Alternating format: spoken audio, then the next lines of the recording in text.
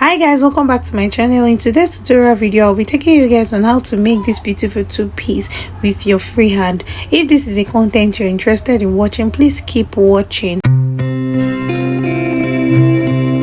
Welcome back guys. So let's get started. Quick one, I'll be hosting a 4-week masterclass where I'll be teaching you step by step how to make this stunning outfit. So this class is not just about sewing, it's going to be an interactive section where you ask questions, get corrected. And here is the best part: spots are limited because I want to keep it personal and practical so everyone gets my attention.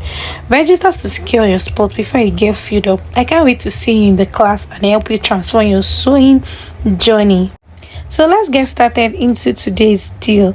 So we are going to now unfold this fabric and fold it into two, just like we did here.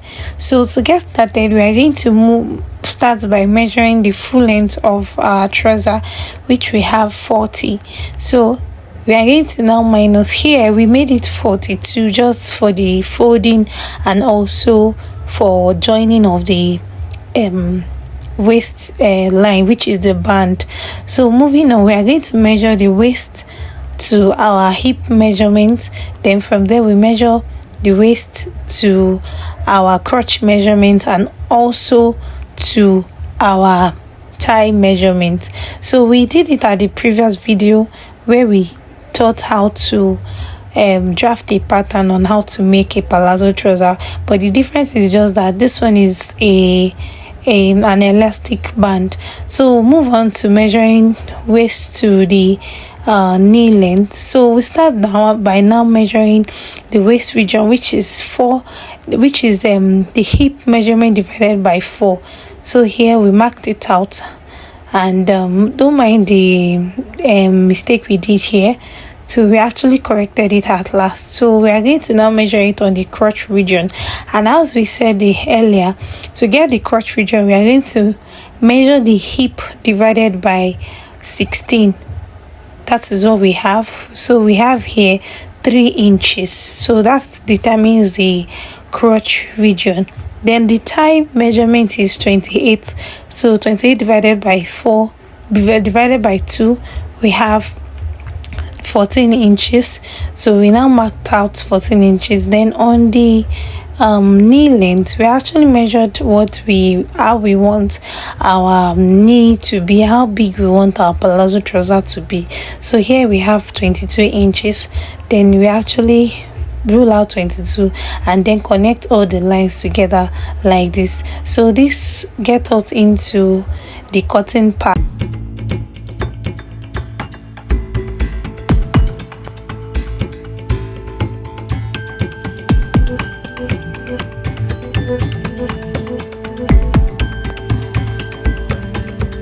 So after cutting it from this part, we are not going to measure because this is the front pattern and is having a pocket.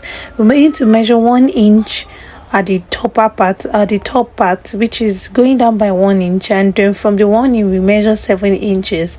Notch it down. That actually indicates the pocket side. Then move on to cutting the back pattern. So if you want to understand this pattern very well, you have to go to our previous video where we taught how to draft a palazzo trouser. So that is a very explanatory video where you get a full version on how to draft a palazzo trouser. So we are now going to place the front pattern on the back pattern on the other fabric, so to cut out the back pattern. And mind you, the difference from the back pattern is just that the back pattern is always bigger than the front pattern. So just keep watching, or you move to our previous video where we taught how to make a palazzo trouser very perfectly. So on this point, which is at the crotch line, we'll go down by 0.75 to connect the crotch line for the back like this. And also we're going to be adding 2 inches on the side of the side, which is the hip side. We're going to be adding 2 inches on all of those sides and connect the lines together like this, just as we are doing. So moving on, after doing all these things, we are going to move on to the crotch region, which is the crotch side. Have 3 inches on the crotch region. Then on from the knee length, we're going to start by measuring 1.5 to the down part. So this brings us to the end of cutting or drafting the back pattern and connecting all the lines together. So we'll move ahead to the cutting aspect. So just keep watching, and I'm going to be linking the previous video on the best way to draft your palazzo trouser so it will look so perfect.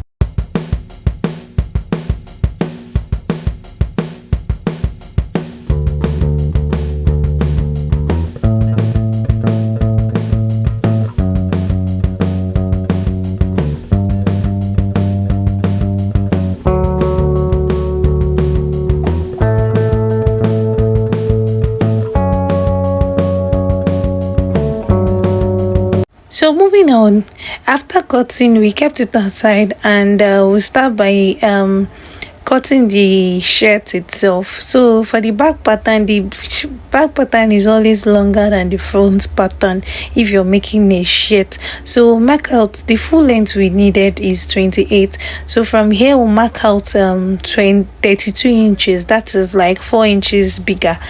Like it's actually, we need 3 inches bigger, but so because of the hem part, we are going to hem, so we need the 1 extra inches. So we're going to cut out this 32 inches and actually measure like your hip measurement divided by 4, then plus your sewing allowance. That is what we use in cutting this pattern. So we'll now move ahead to cutting the front part. We actually prefer cutting out this pattern, like the straight part, like this, both the front and the back, so that we'll now cut out whatever we need for the 2 parts. So on this part, which is the front part, we don't mind this one. We actually measured 3.5 inches. We needed 3.5 inches because this is a coat collar that we'll be using for this shirt. So to do that, we are going to be needing 3.5 inches or 4 inches for the folding of the front pattern, which is the place where you be putting your button itself. So we cut out this pattern like this. So after cutting out, we are now going to place the front pattern on the back pattern, which makes it longer. But before then, we are going to now slant the shoulder part, go down by 1 inch. We'll measure the shoulder measurement, which is 15 divided by 2. We have 7.5 plus 1 inch for the allowance. Then we'll go down by 1 inch. So we now use this to cut out the slant part of the shoulder. So moving on, we are going to now go down, shift the front pattern downward, and fold the back pattern to make it with the front pattern like this. So from there, you can use your pin to hold it down, or whatever you want to use to hold it down. So we'll now start by measuring the shoulder measurement, which is 15 inches plus 1 inch for the sewing allowance. Then from there, we go down to measure our shoulder. Our armhole is actually 18 inches. For here, we made it 17 inches, just to be on the safer side, because this is actually a shirt. So from there, we go down by measuring the half length of the shoulder. Then we come in by half an inch on the front part, then connect the armhole curve together like this. So when cutting this, you make sure that the shoulder length, the armhole curve of the back pattern is actually bigger at the midpoint. It's actually bigger than the front point. So we'll go down from the front part from the shoulder point we go down to the bust line and to the waistline. This will determine where the curve will be going in, how your body curve will be like.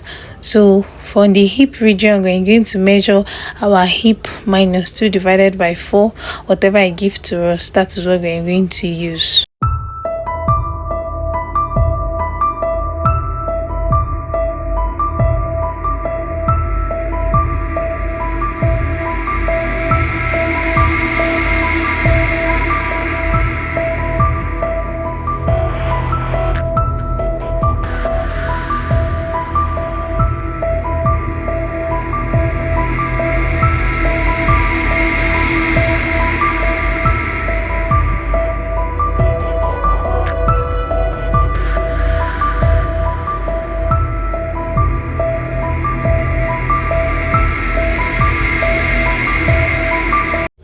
So on that part that we cut out the neck line, so the neck measurement for the neckline is actually 3.3 by 3 inches depth.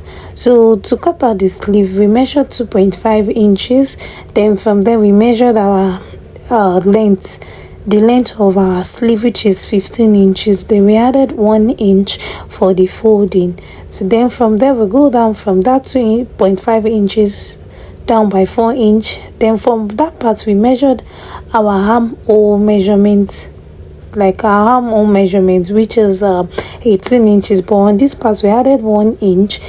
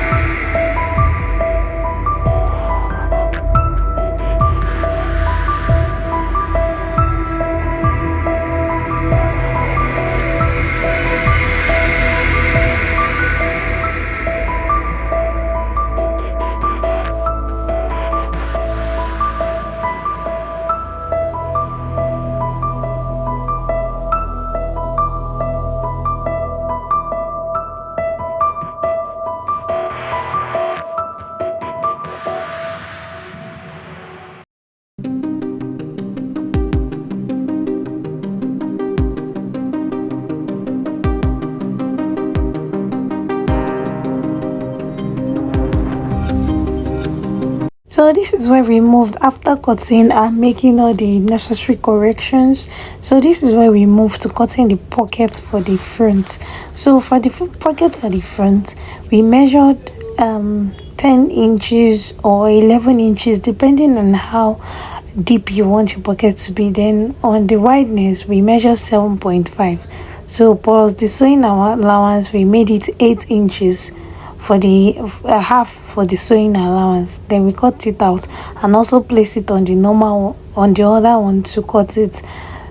After cutting it, this is what we have, and then from there we are going to now cut out. We are going to measure 1 inch downward. We go down by 1 inch, then we measure 8 inches downward, then we curve it. Before then, we measure 2 inches or 1.5 for the curving to determine how curvy we want it to be, like this. So this is what we have, and move on. We're then going to start by coupling this whole thing to the front pattern.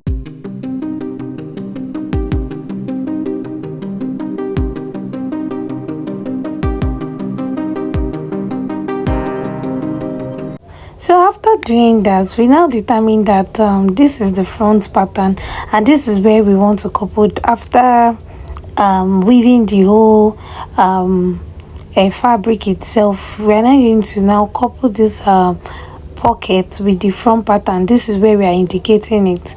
So we move on to the sewing machine to couple this front pattern together with the pocket.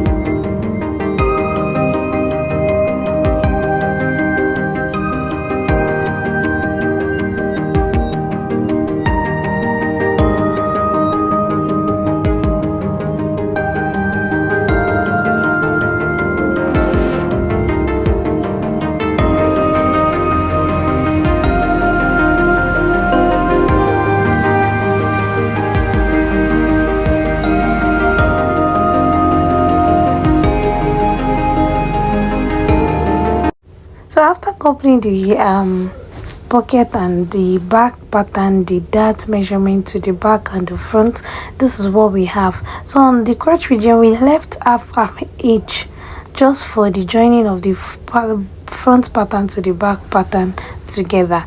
So on the front pattern, this is what we have at the pocket side. Then we'll now take the pocket inwardly, and also the remnant we bring it out outwardly like this. We fold it out like this, and the remnant we are going to now notch and sew on that part. That is where we're going to use the back part. We are going to be joining the front pattern and the back pattern together. So move on this, we are going to now join all this the side part, both the front and the back pattern together. So on this part, this is what we have. We can see how beautiful and gorgeous it looks. So to get the band measurement for this, we are going to measure the band on this hair trouser. That will determine what we are going to cut out for the band and itself. So we are actually going back on our measurement to check if we actually have an accurate measurement for our clients. So to cut out this band, we are going to be folding this fabric into two like this to measure 4 inches or 4.5 inches. We made it 4.5 just because the half inch is for the sewing allowance. So that is what we have, and then we'll move on to measuring the 4 inches allowance like that.